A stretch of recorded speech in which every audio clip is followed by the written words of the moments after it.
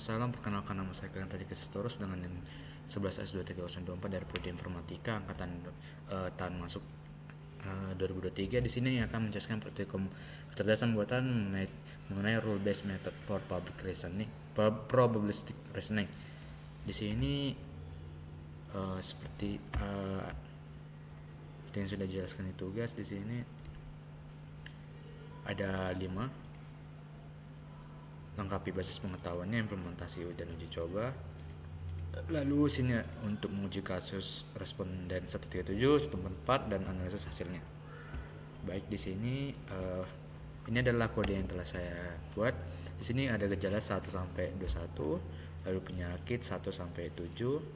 Lalu ada aturannya, rulesnya, misalnya P1, G1, G sampai G11 dan G10 itu tidak ada. Lalu untuk bobot certainty faktornya tuh ini yang MB dan MD.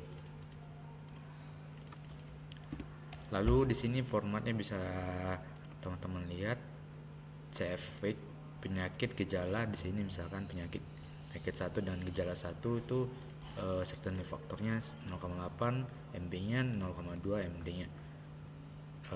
Ini misalkan penyakit dermatis alergi, urtikaria, panu, tinea tengkorak dan biang keringat. Lalu untuk dermatis anatopik, sini bisa teman-teman lihat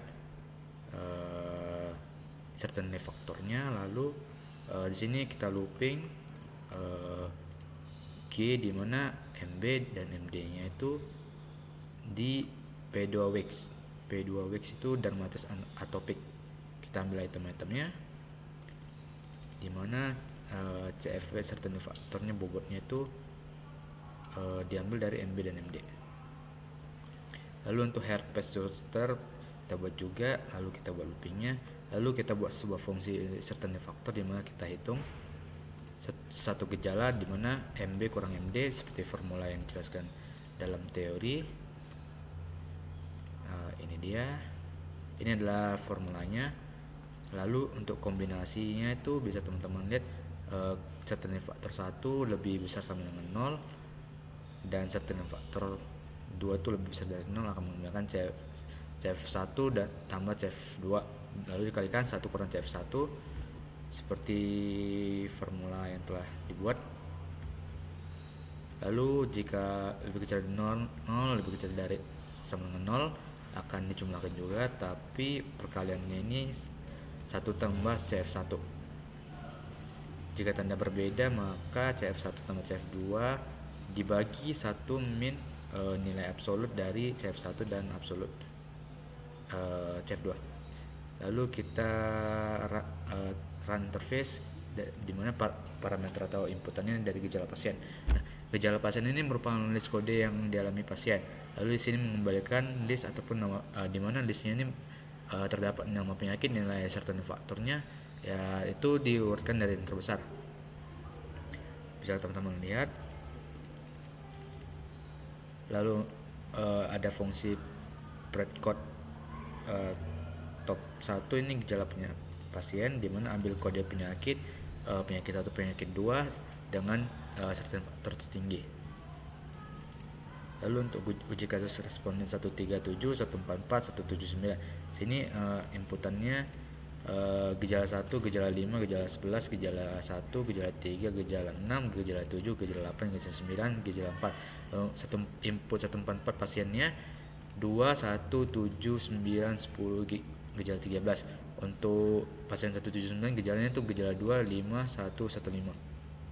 Nah, kita buat sebuah looping read gejala in 137, input 137. Jika 144 akan dibuat input 144, 179, 179, dia akan ngeprint hasil diagnosis respondennya. Lalu kita buat looping penyakit di mana certainty faktor dalam suatu hasil kita print. Nah, untuk dia tahu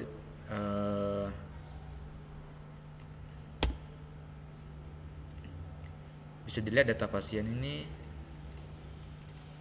data ujinya bisa teman-teman lihat. Lalu ada ground truth-nya. Lalu kita akan print rekap data ujinya.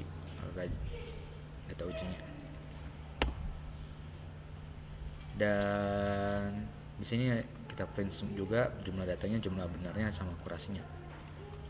Dan bisa teman-teman lihat di sini hasil uji diagnosis responden 137 tuh penyakit 1 94%, penyakit 6 93%, penyakit 3 92%, jika panu 80%, tinea itu 84%, biang keringat 90%, dramatis alergi 65%. Untuk pasien 144 dia lebih dominan di urtikaria dan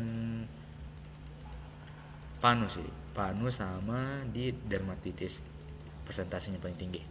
Lalu untuk pasien ke 179 itu dia lebih ke penyakit kurap, dermatitis atopik, urtikaria, panu, dan dermatitis alergi. Untuk perhitungannya bisa teman-teman lihat di sini jumlah datanya adalah 15 dan jumlah benarnya adalah 6. Untuk perhitungannya jumlah benar dibagi jumlah data dan kali 100%, maka akurasi 40%. Sekian dari presentasi saya. Perhitungannya untuk selanjutnya bisa teman-teman lihat.